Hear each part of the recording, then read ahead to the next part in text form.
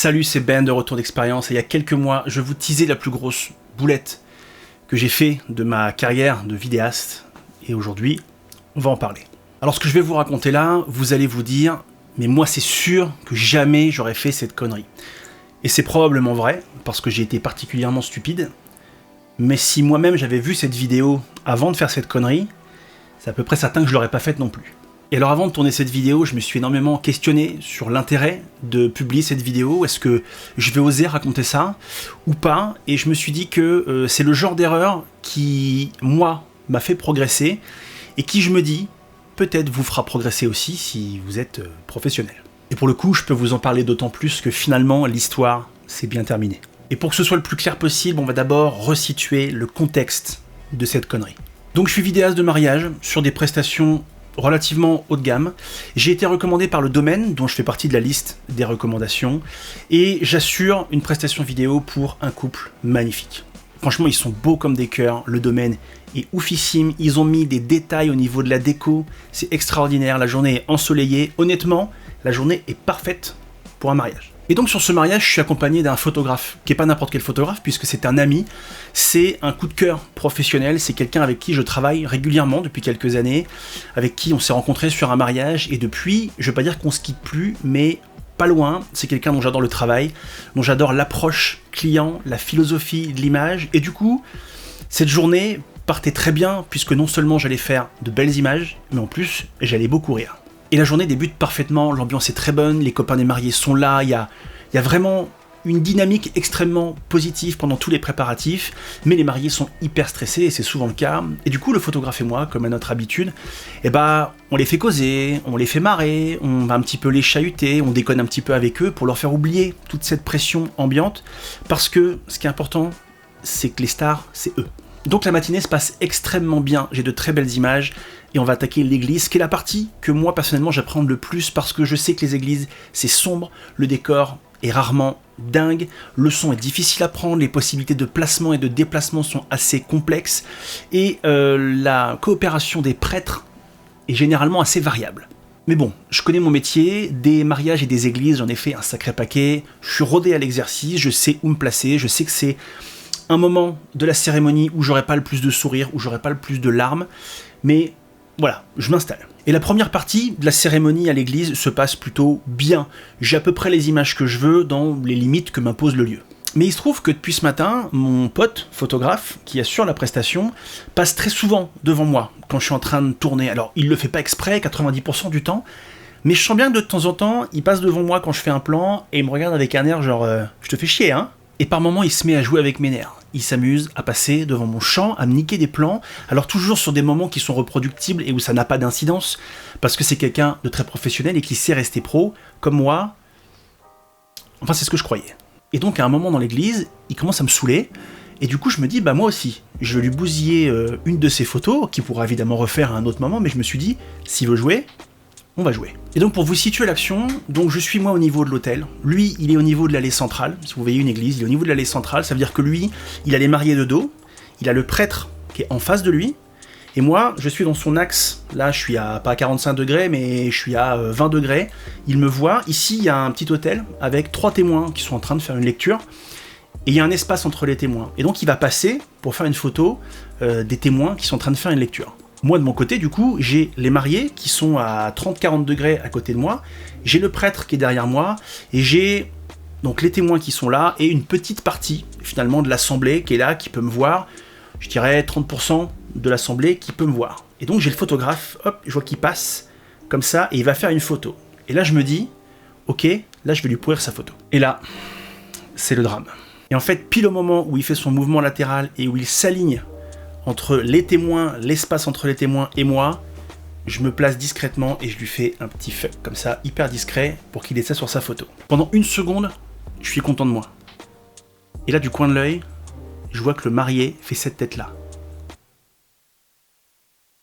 Et là, je deviens blanc. Du coup, je me mets à l'écart, j'ai un mal de bide absolu, je suis en train de m'auto-dissoudre dans ma propre bile, et je me tape sur la tête comme ça en me disant « Mais qu'est-ce que t'es con, Benjamin !» Et de vous à moi, vous avez le droit de le dire devant votre écran. Mais qu'est-ce que t'es con, Benjamin? Le photographe me rejoint, il voit bien que je suis pas bien parce qu'il me connaît bien. Il me dit mais qu'est-ce qui t'arrive? Je lui explique ce qui vient de se passer. Il avait même pas vu que je lui avais fait un fuck. Il me dit non mais c'est pas grave du tout, personne l'a vu. Je dis ouais mais moi j'ai vu que le marié il m'avait vu. Et si le marié il m'a vu, peut-être que d'autres gens m'ont vu. Donc là je me ressaisis, je réfléchis, je me dis potentiellement qui a pu me voir. Le marié, peut-être la mariée, le prêtre m'a pas vu, les témoins m'ont pas vu, et peut-être une ou deux personnes de l'assemblée parce que vu comment j'étais positionné, potentiellement ça devrait à peu près limiter la casse. Mais n'empêche que mes clients principaux, mes clients tout court, les mariés, ou en tout cas le marié, m'a vu. Mais bon, je suis là pour faire un boulot, donc voilà, c'est moi qui ai merdé, je vais assurer le boulot à 200% et je vais finir ce que j'ai commencé. Je poursuis donc le tournage, j'ai plein de très très belles images, je scrute un peu autour de moi, voir si les gens me regardent bizarrement. Personne ne me regarde particulièrement, je me dis bon, peut-être qu'il n'y a que le marié qui m'a vu. Donc la cérémonie se termine, le bisou, nanana, les alliances. Les mariés commencent à sortir, moi je ramasse mon matériel, je fais vite fait le plan de sortie parce qu'il est toujours très important, je ramasse mon matos et je sors de l'église. J'attends un peu que le marié soit un peu calme parce que forcément il y a tous les invités qui sont autour d'eux à les féliciter, et à un moment donné, le marié est un petit peu plus à l'écart et puis c'est plus calme, du coup je vais le voir et je lui dis « Je suis désolé de ce que j'ai fait, c'est impardonnable, je suis une merde, je suis désolé. » Et il me regarde et il me dit non mais t'inquiète, c'est pas grave du tout, moi ça m'a fait rire et on rigole pas souvent dans une église. Et je m'y attendais pas du tout. Je savais que les mariés étaient des gens hyper cool, mais de là à me dire ça, franchement je m'y attendais pas. Et là d'un seul coup, je sens une tape sur mon épaule. Et là je me retourne, c'était le papa de la mariée. Il me regarde, il me pointe du doigt et me dit « Vous savez que je devrais vous engueuler, vous ?» Et du coup là je lui réponds « Et vous auriez raison, parce que ce que j'ai fait n'est pas professionnel. » Et là, il y a un blanc qui s'installe, qui me paraît absolument interminable, mais qui en vérité doit durer 2-3 secondes. Il est figé, je suis figé. Et là, il se met à sourire, il me dit « Mais non, ça va, c'est des petites bêtises tout ça. » Moi, j'ai trouvé ça drôle. Et là, la pression redescend d'un seul coup, mais j'ai quand même ce mal de bite qui reste en me disant « Peut-être que d'autres m'ont vu, peut-être qu'ils me disent ça là, mais que derrière, ils vont m'en vouloir, et ce serait justifié. Honnêtement, c'est pas du tout professionnel. » Le photographe vient me voir et il m'a dit « Mais c'est bon, personne l'a vu. » Et en plus, les gens qui l'ont vu l'ont trouvé cool, ce que t'as fait. Donc finalement, détends-toi. Et alors la conclusion de tout ça, parce que c'est pas tout à fait fini, j'arrive à la fin de ma prestation, vers 2-3 heures du matin. Moi je suis là depuis 8 heures du matin, donc ça commence un petit peu à tirer. Je range mon matériel et je vais dire au revoir au marié. Et évidemment, en leur disant au revoir, je m'excuse platement, encore une fois, auprès du marié qui m'a vu de cette attitude absolument pas professionnelle. Et là il me dit, arrête Benjamin. Il me dit, tu m'as dit que au fur et à mesure de la journée, on allait t'oublier. Que toi et le photographe, on allait vous oublier, et que au fur et à mesure de la journée, vous allez capter plein de choses sans qu'on s'en rende compte. Il dit, moi je t'ai pas oublié. Il dit, je t'ai vu toute la journée. Mais en fait, ça nous a fait du bien, parce que toi et le photographe, vous avez passé votre temps à nous déstresser, à nous faire rire, à discuter avec nous. Et en fait, on n'a pas vu la journée passer, et le stress a réussi à se dissiper parce que vous avez aussi été là pour ça. Donc je suis très content de cette journée, je suis très content que tu aies passé cette journée avec nous. Et ce qui s'est passé, moi ça m'a juste fait rire. Autant vous dire que je ne m'y attendais pas du tout à cette réaction, mais voilà, ça m'a fait un bien fou. Et j'ai tellement accroché avec ces mariés-là, qui n'habitaient pas si loin de chez moi, que exceptionnellement je leur ai proposé de venir réceptionner la vidéo et la voir en avant-première chez moi, autour d'une petite bouffe. Et du coup on a redébriefé ce qui s'était passé, et le discours était toujours le même plusieurs semaines plus tard. Ils étaient ravis de notre rencontre, ils étaient ravis de la prestation, et finalement ce qui s'était passé, c'était pas grave, et c'était même presque mieux, parce que finalement ça les a fait rire. Alors finalement, quelle leçon tirer de tout ça? Parce que moi j'en ai retiré énormément de choses de cette connerie. D'abord, et ça c'est évident, il faut rester concentré. C'est pas parce qu'on est dans un beau lieu, dans un bon environnement, qu'on fait partie de la fête, parce que moi aujourd'hui c'est comme ça que je fais mes prestations de mariage, je fais partie de la fête, et c'est pas parce qu'on est bien et qu'on est à l'aise avec un autre prestataire qu'il faut relâcher sa garde. Il faut rester concentré, il faut rester attentif, et il faut pas se laisser glisser dans la relation de copain, puisqu'au moment du mariage, on est professionnel. Ensuite, c'est l'attitude, c'est l'approche client, la gentillesse, la bonhomie, le naturel. Moi, je ne suis pas un avatar de mon entreprise. Quand je travaille, je suis moi, et c'est aussi une partie de mon argument commercial, et c'est aussi pour ça que les gens me recommandent. C'est pas pour ça qu'ils me prennent, mais c'est aussi pour ça qu'ils me recommandent.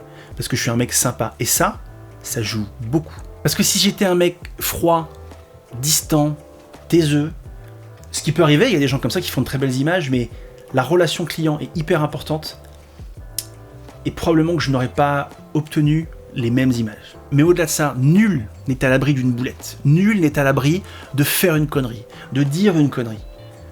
Ça peut arriver à tout le monde. Mais quand on a une bonne approche client, quand on est bien avec les mariés, quand on a institué une relation de confiance, quand derrière, quand on a fait une connerie, on est capable d'aller s'excuser, d'aller s'en expliquer, il y a quand même vachement plus de chances que ça se termine bien que si globalement vous faites la gueule et que vous êtes un connard. Là, vous aurez beau faire une connerie et vous excuser, ça suffira sûrement pas.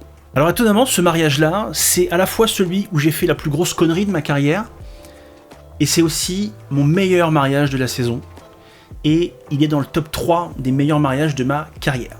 Parce que le lieu était incroyable, parce que la déco, les détails étaient exceptionnels, parce que les mariés étaient d'une gentillesse absolue, parce que l'entourage des mariés leur ressemble. Et en fait, on avait des gens souriants, qui avaient envie de discuter, qui étaient sympas, qui étaient avenants, qui étaient disponibles.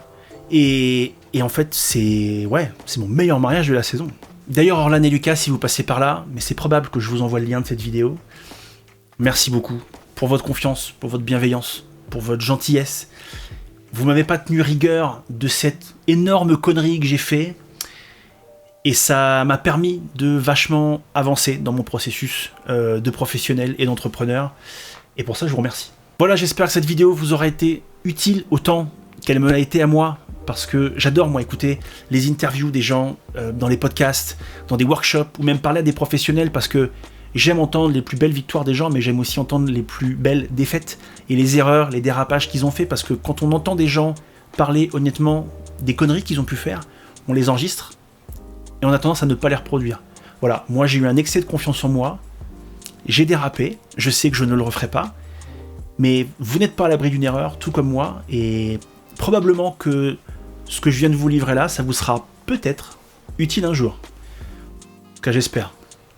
En attendant la prochaine vidéo, prenez soin de vous. Salut!